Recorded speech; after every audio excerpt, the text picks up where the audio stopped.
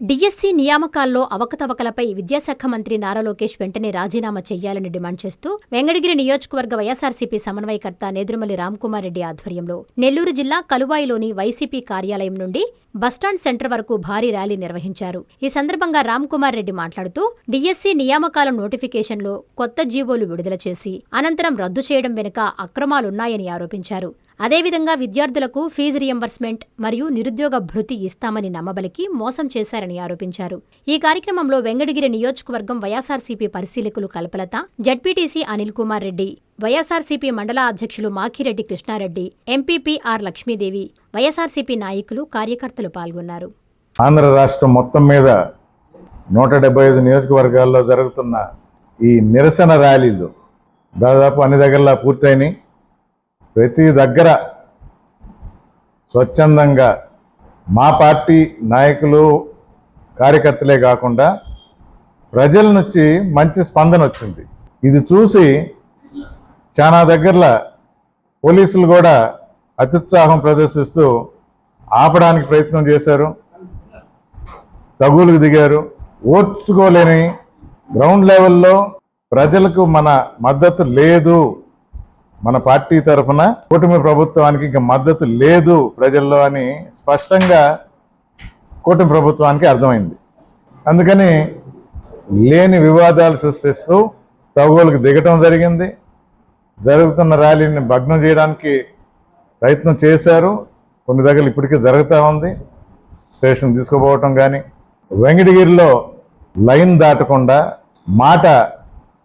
అనవసరమైన మాటలు మాట్లాడకుండా ప్రజల గొంతుకై ప్రజల కోసం ఈ నిరసన తెలియజేశాం.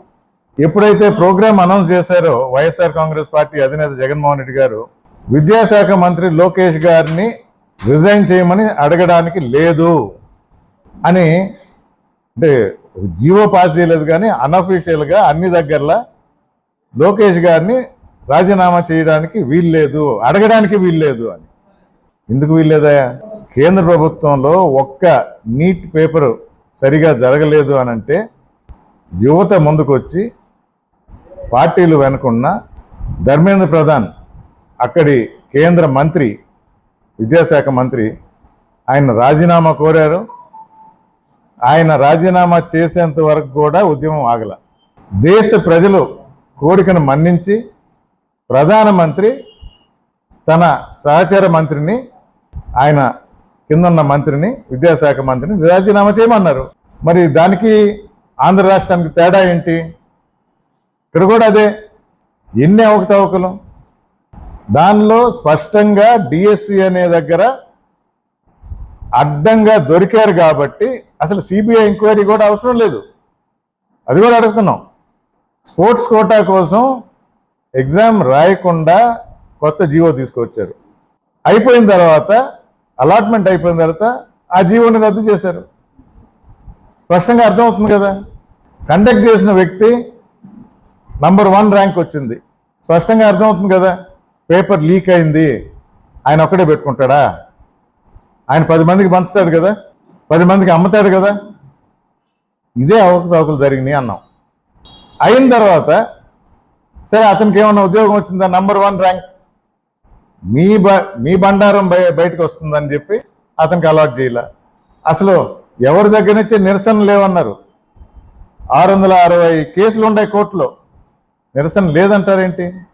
ఇవన్నీ ఎత్తి చూపిస్తూ సిబిఐ ఎంక్వైరీ చేయండి, మీరు ఈ టీచర్ పోస్ట్ని అమ్ముకున్నారు, దాన్ని బాధ్యత వహిస్తూ రాజీనామా చేయమని కోరాం.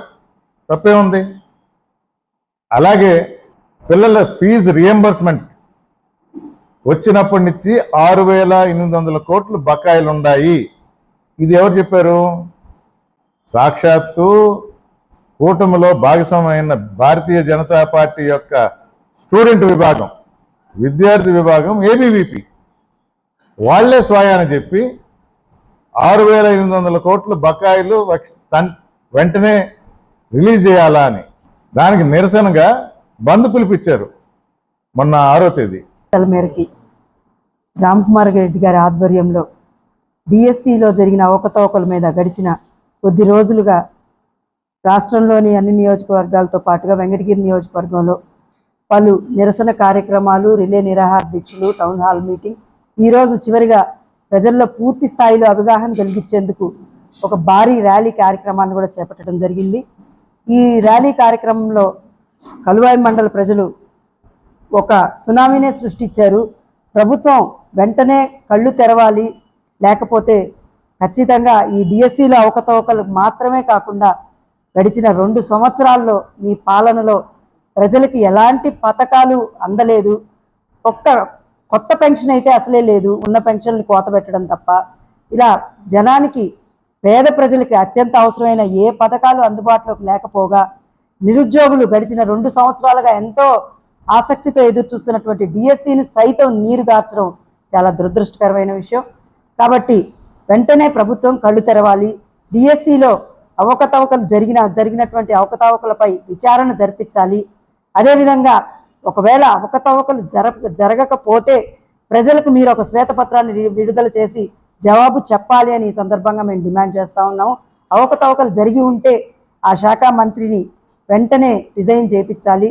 డిఎస్సి బాధితులందరికీ కూడా సత్వరం న్యాయం చేయాలి.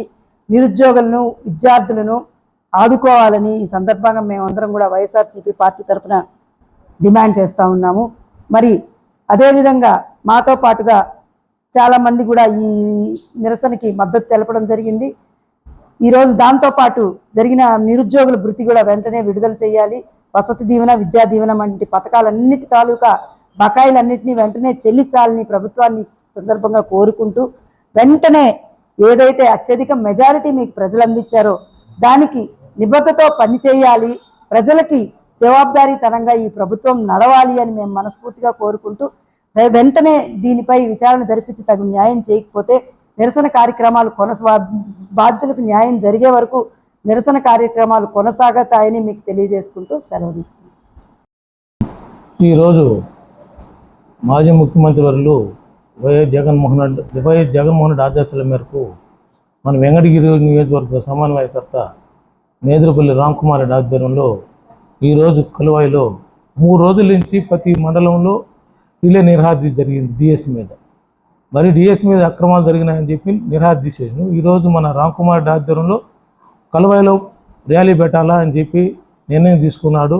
ఈ కలువాయి ప్రజలందరూ బ్రహ్మాండంగా ర్యాలీకి సహకరించినారు. వాళ్ళందరికీ నాకు ధన్యవాదాలు. మెయిన్ ముఖ్యంగా ఏంటంటే మీ విలేకరులు కూడా కంటిన్యూగా మాతో ఉండటం అనేది చాలా సంతోషకరంగా ఉంది. 50 మినిట్స్ ర్యాలీ జరుగుతున్నా కూడా మీరందరూ మాకు ప్రోత్సహించి మేమందరం జనాలందరూ కూడా మాతో పాటు ఉన్నందుకు పోలీస్ ఫోర్స్ శాఖ కానీ ప్రతి ఒక్కరికి ధన్యవాదాలు తెలుపుతూ, మన కార్యకర్తలకు, నాయకులకి, వెంకటగిరి నియోజకవర్గం వచ్చిన నాయకులందరికీ ధన్యవాదాలు తెలుపుకుంటూ మెడికవర్ హాస్పిటల్స్ నెల్లూరు మిమ్మల్ని తిరిగి సాధారణ స్థితికి తీసుకురావడమే మా ధ్యేయం. అన్ని సదుపాయాలతో కూడిన ప్రత్యేకమైన రీహాబిలిటేషన్ వార్డ్, అందుబాటులో సేవలు ortho and neuro rehab, cardiac and pulmonary rehab, post operative rehab, post transplant rehab, sports injuries and trauma rehab, geriatric and paediatric rehab, cancer and palliative rehab. Medicover hospitals, Chintareddypalem cross roads, Nellore. Contact 04068334455.